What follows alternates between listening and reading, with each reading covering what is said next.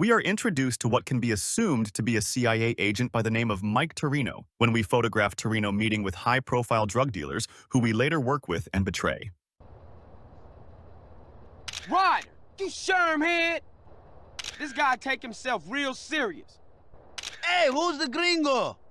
I don't like the look of that guy. This more than a few thugs pushing product. It's a serious organization. The first time CJ gets to talk to Torino is when we are tasked with saving him from a gang abduction, where he is hidden in the back of a van full of cocaine. Hey man, come on, hurry up. Apúrate. About time, T-Bone. Who the fuck is this? Hey, that's one of Jizzy's clowns. Relax, Güero. You hear that? We gotta torch this van with the coke in it. Hey, Charlie, Güero, we ain't torching nada. This is a setback, but doing 20 to life is a little more than that. Comprende, amigo? Hey, he right, man. Let's do it and get the hell out of Hey, here. who the fuck asked you, payaso? This ain't a committee. Exactly. I call the shots here. Now shut up and let's go. We help him again with a separate shipment of coke. Are you boys done playing around? Yeah, we're straight, Vato. Oh, good. That's great. Now we gotta go meet this shipment. We're late as it is. Let's go. You heard what Jefe said. CJ then tries to take out everyone involved in the drug deal in Angel Pine, including Torino. We are successful at eliminating all but Torino, who flies away in a helicopter. Something ain't right. Where's Torino? Chopper inbound! That's gotta be Torino.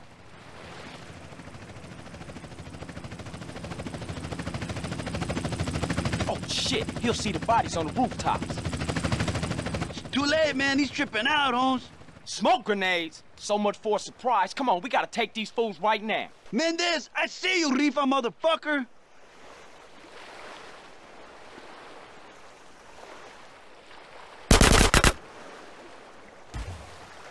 Hey, Ryder, shermhead asshole, where you think you going?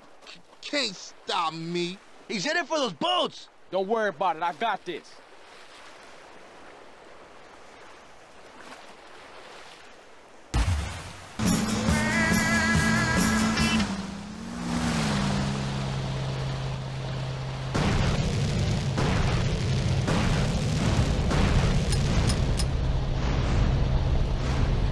Later, CJ gets a call to meet at a ranch from an unknown caller. Hey, Carl. Hey, what the fuck, man? Hey, Torino, I told you my bad, man. What the hell can I say? I screwed you over. Calm down, kid. Just go ahead and kill me then. Calm down. Man, you ain't nothing but a fucking yayo dealer anyway, Torino. Shut up and sit down. What, you think I'm a drug dealer? And you think you're a crusader for good? Do you have any idea what's going on? Any idea whatsoever? Do you? Do you? Nah, I pay as little attention to things as Do possible. not be a fucking smartass with me.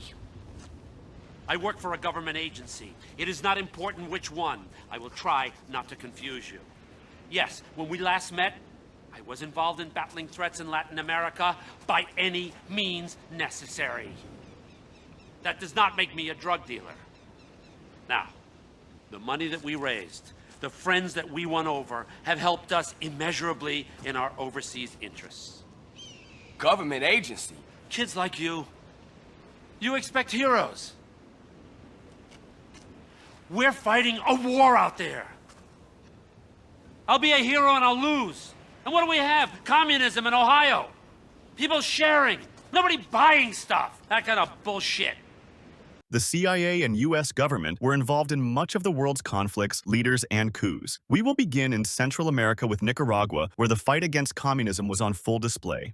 I want to tell you a few things tonight about the real nature of the Sandinista regime in Nicaragua. Shortly after taking power, the Sandinistas, in partnership with Cuba and the Soviet Union, began supporting aggression and terrorism against El Salvador, Honduras, Costa Rica, and Guatemala. And it's become the stage for a bold attempt by the Soviet Union, Cuba, and Nicaragua to install communism by force throughout the hemisphere. If the Soviet Union can aid and abet subversion in our hemisphere, then the United States has a legal right and a moral duty to help resist it. November 16th, 1981, the day the choice is made to deal with Nicaragua by force. Reagan's National Security Council gathers for a secret session.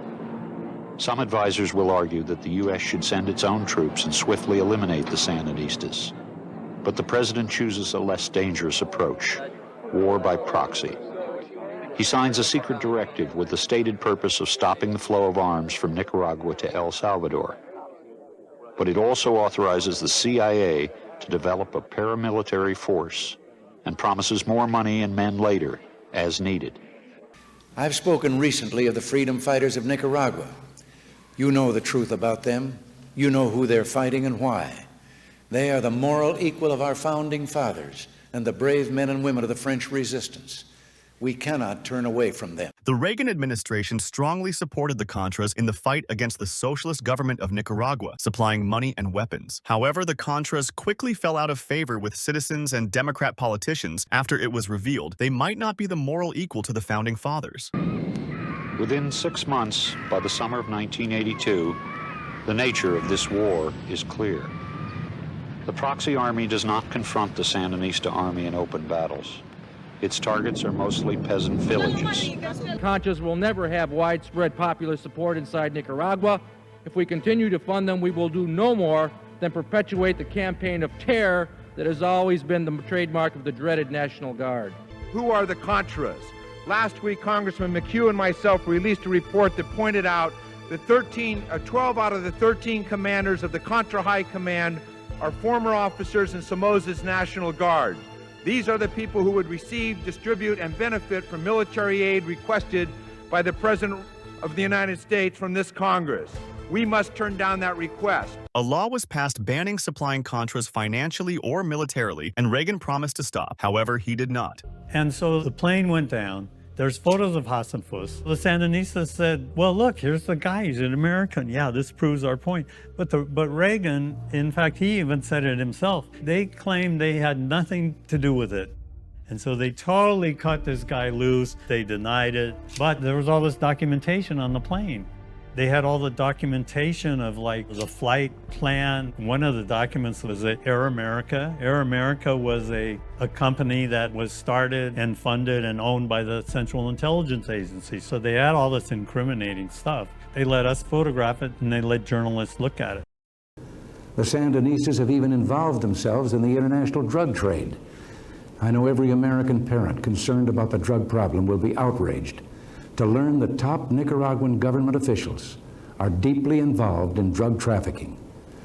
This picture, secretly taken at a military airfield outside Managua, shows Federico Vaughan, a top aide to one of the 9 commandantes who rule Nicaragua, loading an aircraft with illegal narcotics bound for the United States. It turns out the Sandinistas weren't the only people in Nicaragua smuggling drugs. In 1981, a member of the Contras was caught in a drug operation that spanned the whole of Southern California and would use the money to fund the Contras. In 1983, in the San Francisco Bay, people were arrested for attempting to unload 430 pounds of cocaine using underwater vessels. A 1985 report revealed through various whistleblowers that the Contras were smuggling drugs with Colombia along with Costa Rica into America. The funds were being used to fund the war effort, and America knew about it. Mr. Meneses was actually indicted in 1984. He was known within, my own sources in DEA told me he was known as El Rey de la Droga, the king of drugs.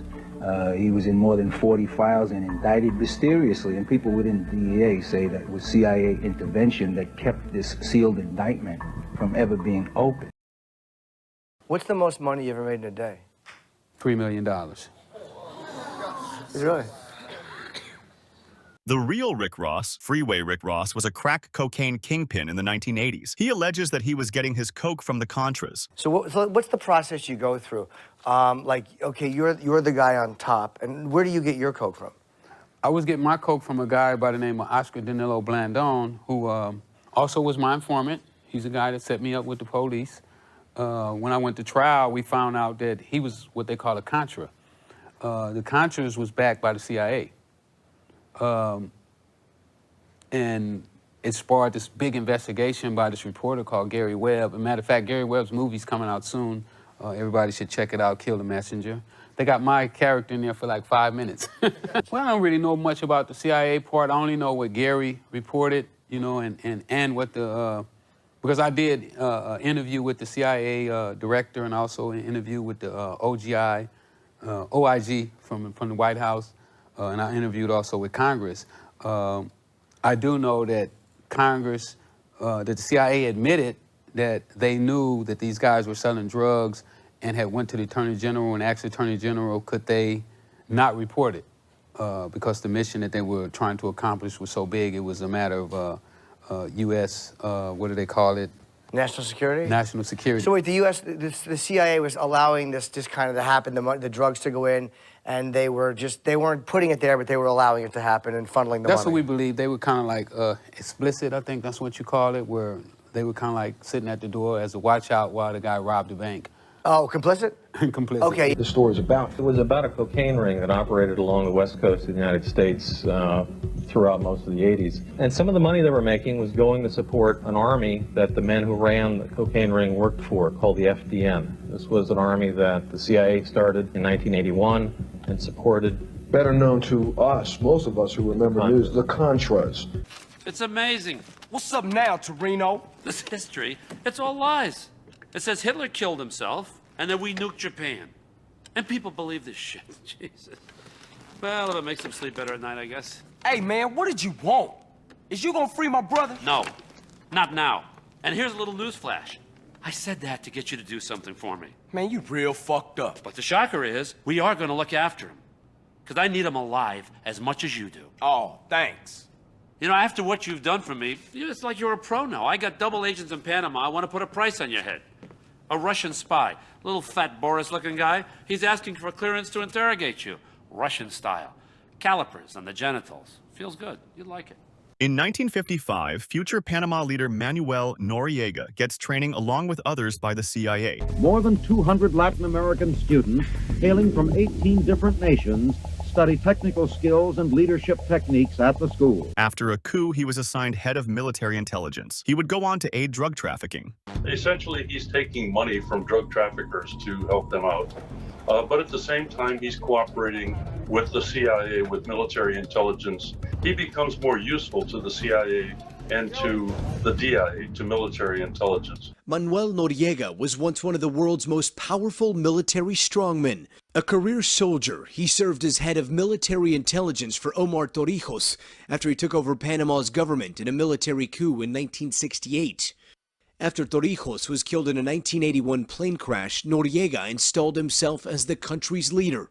Eventually, he became a paid informant for the U.S., funneling military weapons and equipment to pro-American groups in Central and South America. His drug trafficking was not a mystery to the CIA. The CIA was working with many people in Central America in this period who were involved in drug trafficking. The same people who were transporting guns on our behalf, in many cases, were also transporting cocaine. George Bush, in 1976, is head of the CIA. Noriega actually goes to meet with Bush in Washington around this period. Noriega was able to get away with drug trafficking since he was a vital asset for Reagan in aiding the Contras in Nicaragua. However, as the Soviet Union fell, the war on communism became less important, which gave rise to the war on drugs. Noriega became more known as a drug trafficker after a guerrilla fighter, doctor, politician Hugo Spadafora would vocally condemn Noriega's drug involvement. It would not be long till his body was found beheaded. All evidence pointed to the Panama military dictatorship. In 1988, a Florida court indicted Noriega on drug trafficking charges.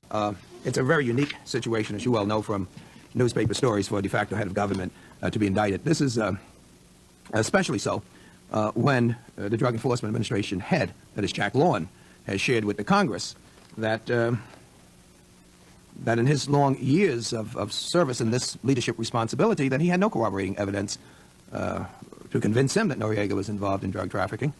The intelligence community said, well, while allegations are there, that they didn't have anything to substantiate that the man was dealing in drugs. And then, all of a sudden, as a lawyer and former prosecutor, it appears as though the Deputy Secretary of State appears to be plea bargaining for your defendant.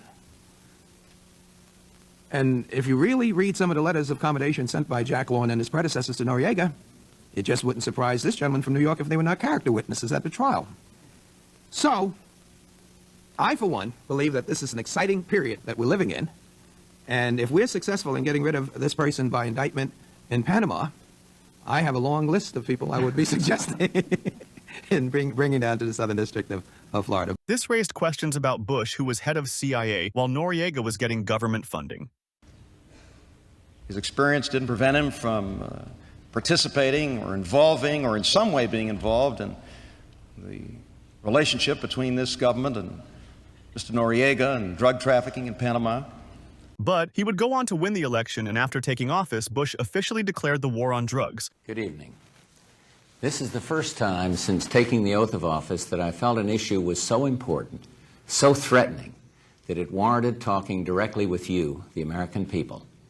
All of us agree that the gravest domestic threat facing our nation today is drugs. Our most serious problem today is cocaine, and in particular, crack.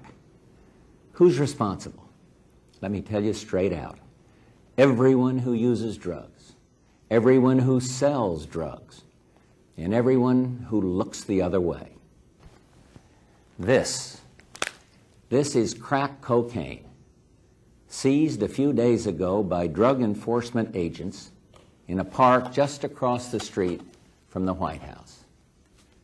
It could easily have been heroin or PCP.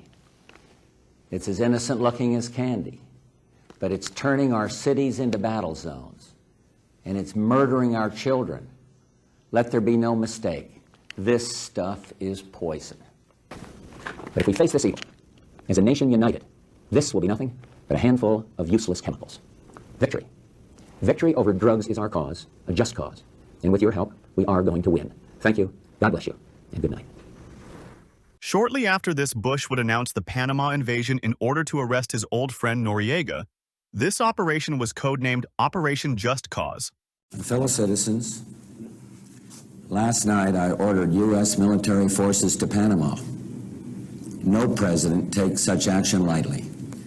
Many attempts have been made to resolve this crisis through diplomacy and negotiations. All were rejected by the dictator of Panama, General Manuel Noriega, an indicted drug trafficker.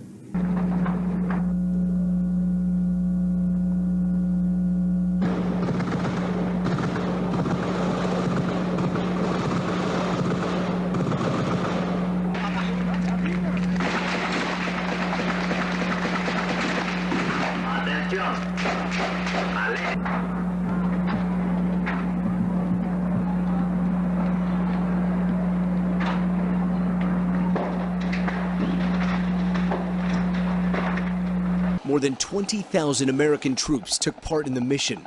Noriega eventually captured as a prisoner of war and flown to Miami. In 1992, he was convicted of drug trafficking, racketeering, and money laundering in what was dubbed the drug trial of the century. He was sentenced to 40 years in prison, but released in 2007. He was extradited to France in 2010, and a year later was sent back to Panama, where he was imprisoned for the rest of his life for crimes committed during his rule.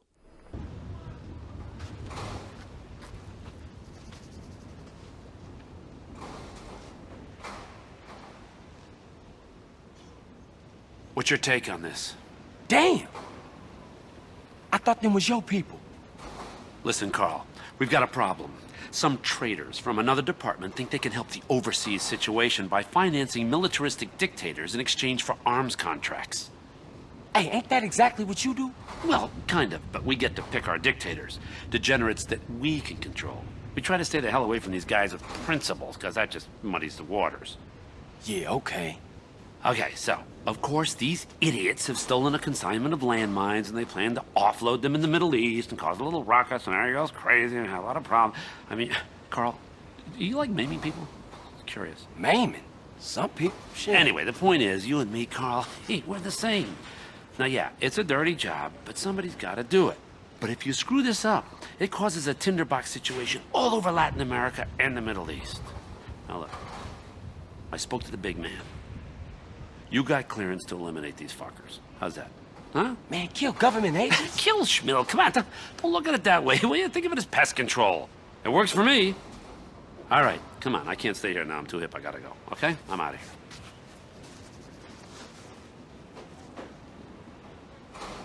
The U.S. government had a secret war against Iran by supporting Saddam Hussein's Iraq and fighting in the waters of Iran. Part of the reason this is known is because a U.S. military boat shot down a passenger plane, which was difficult to cover up. The ship was at the time of the incident in international waters. It was official and untrue. Tonight, the real story of what happened and why on July 3rd, 1988, and why the U.S. government tried to cover it up. Tonight, the USS Vincennes, public war, secret war. Before this program is over tonight, we will have told you what we've uncovered over the past few months, working with Newsweek magazine, about this country's war against Iran. It wasn't a full-scale war, it was certainly never a declared war, but the United States did so much to ensure that Iraq would not lose its war against Iran that the Reagan and Bush administrations became allies to Saddam Hussein. And when a U.S. ship accidentally shot down an Iranian passenger plane, the U.S. government covered up the truth to prevent that alliance from becoming fully known. One thing is clear, and that is that the USS Vincennes acted in self-defense. This tragic accident occurred against a backdrop of repeated, unjustified, unprovoked, and unlawful Iranian attacks against U.S. merchant shipping and armed forces, and it occurred in the midst of a naval attack initiated by Iranian vessels against a neutral vessel, and subsequently against the Vincennes when she came to the aid of the innocent ship in distress. As we will show you, much, if not most of what you just heard, was untrue. Iran authorized the sale of U.S. weapons to Iran, and then took the profits and used them to support the Contras in Nicaragua. That came to be known as the Iran-Contra scandal. It was, in more ways than one of the great diversions of the 1980s.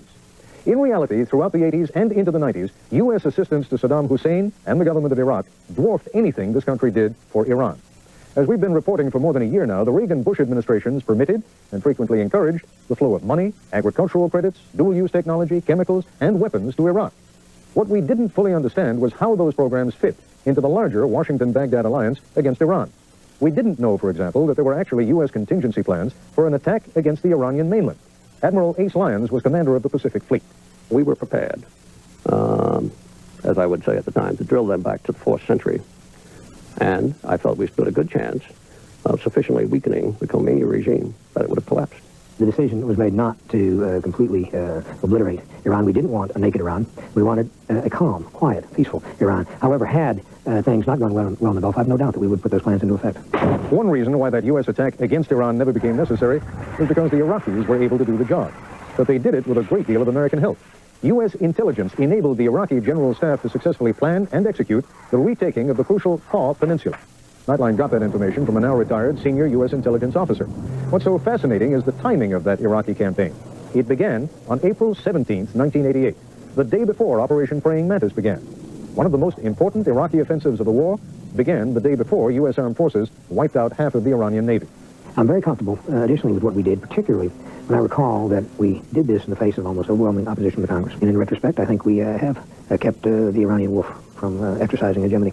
Unfortunately, the Iraqi wolf got well and itself exercised hegemony. But our crystal ball was very muddy in 1987, just as our crystal ball today is very muddy concerning the future. It may just be in the current climate that declaring Congress irrelevant to the conduct of foreign policy would gain a lot of support. Maybe that's the way U.S. foreign policy should be conducted, by the executive branch, with a minimum of consultation and a large dose of secrecy. If Congress seems likely to disapprove, don't tell them what you're doing. Of course, if and when things go wrong, as they ultimately did when Saddam's forces invaded Kuwait, there's no one to blame but the executive branch. Here's where our story comes together. After it was made illegal for the Reagan administration to fund the Contra war, he had to come up with another less official way to support them, leading to the Iran-Contra affair, where the U.S. would secretly sell arms to Iran and use the money to secretly funnel to the Contras in Nicaragua. In 1985, an Iranian-backed terrorist group held 7 American hostages in Lebanon.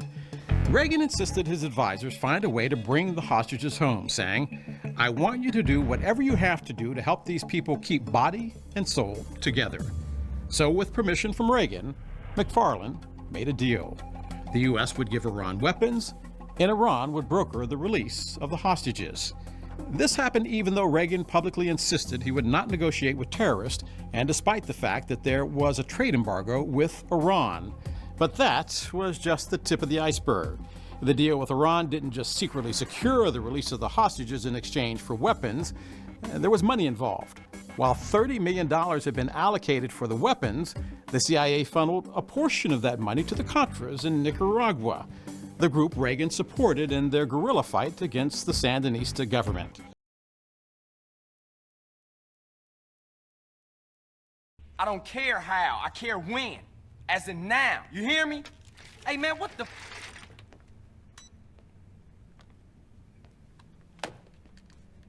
Hello, boss man.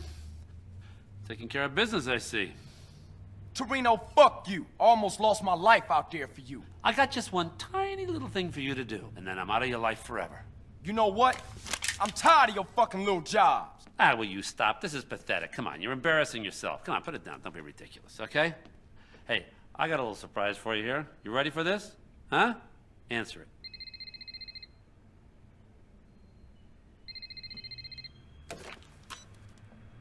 Hello?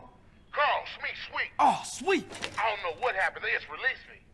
No idea what's going on. But I'm in the square outside the precinct in Commerce. All right, you hold tight. I'll be right there. All right.